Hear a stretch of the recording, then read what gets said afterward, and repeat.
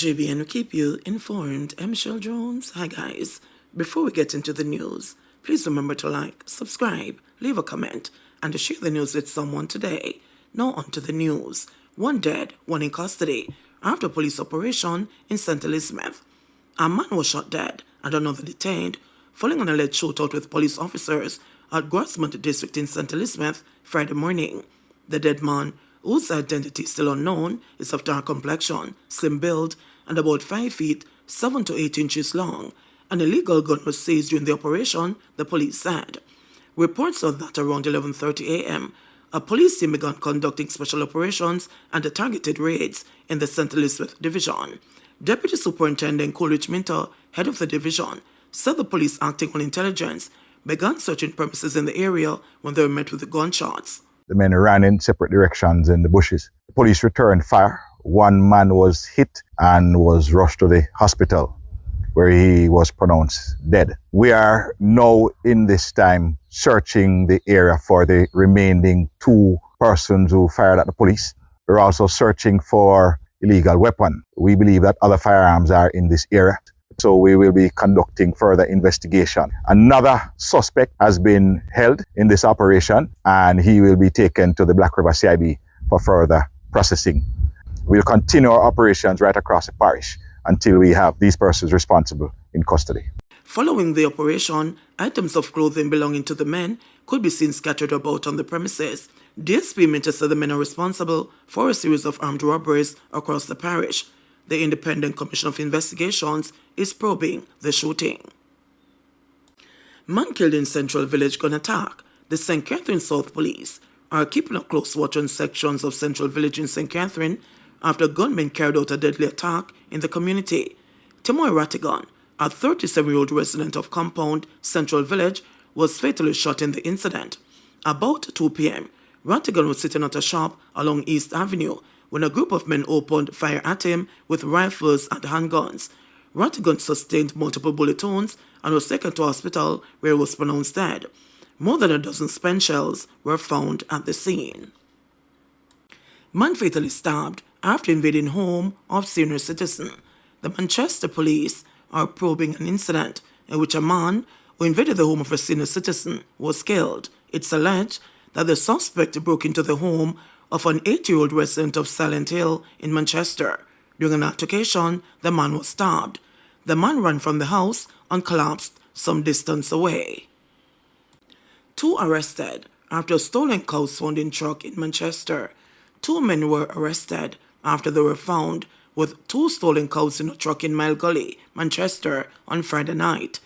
A police source said about 8:30 p.m. the men, ages 21 and 27, were aboard the truck when they were signaled to stop during a roadblock by cops. During an inspection of the truck, police reportedly found 2 cows, one of which was dead. Police said their checks revealed that the cows were stolen from a nearby district in Mile Gully. 9 people have been charged in relation to pre-dawn larceny offences in Manchester since the start of this year. Man stabbed to death during alleged dispute in Clarendon. A man was stabbed to death during an alleged confrontation with another at his home at Havana Heights in Clarendon on Friday afternoon. The deceased has been identified as Leroy Campbell. Information received indicate that around 4:40 p.m., Campbell was sitting on his veranda talking to a friend while a man who resides in the same community sat on the perimeter wall. An argument reportedly developed between Campbell and the man on the wall. Campbell reportedly threw a bottle and hit the man in the head. The man, police said, ran into the yard. Campbell ran inside the house and closed the door, but the man kicked it open, entered the home, and stabbed him several times. The man then fled on foot in the area, the police said. The friend reportedly assisted Campbell to the Meppen Hospital, where doctors pronounced him dead on arrival. The police have since launched a manhunt for the alleged killer. Additional charge for Collymore and alleged accomplices. Barbados-born businessman Omar Bess Collymore and his 3 alleged accomplices implicated in the murder of his wife will now each have to answer to a count of conspiracy to murder after Justice St. Pusey granted the Crown permission to amend the indictment. The 4 defendants, including the alleged contract killer Michael Adams, Shaquille Edwards and Dwayne Pink, were initially charged on an indictment with 2 counts of murder. They were charged with the brazen daylight contract killing of 32-year-old Simone Campbell Collymore and the taxi driver, Winston Corey Walters, 36, on January 2, 2018.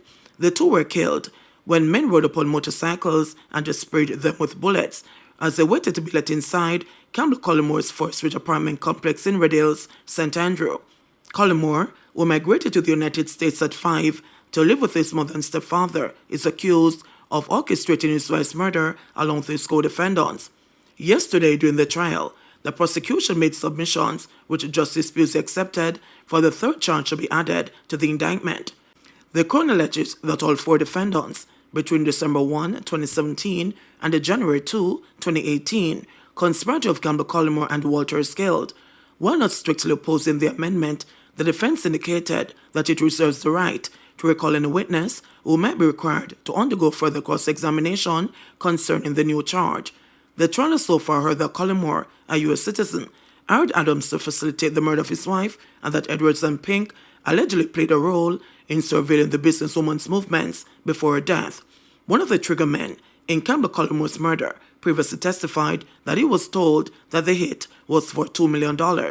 Wade Blackwood, a confessed member of the unruly gang, who is currently serving 2 life sentences for the murders, had disclosed that he got the price tag from the other shooter, Jim, the now deceased alleged leader of the unruly gang to which they all reportedly belonged. Blackwood also testified that Adams was a contract killer and was the one who spoke with the man who had ordered the hit on the woman. The trial, however, is currently hearing the evidence about the phone and the cell site data from a forensic data analyst, a deputy superintendent of police attached to the Constabulary Forces Communication, Forensics and the Cybercrime Division, who examined the phone and cell site data which he received from the island's 2 main service providers. The trial continues on Monday.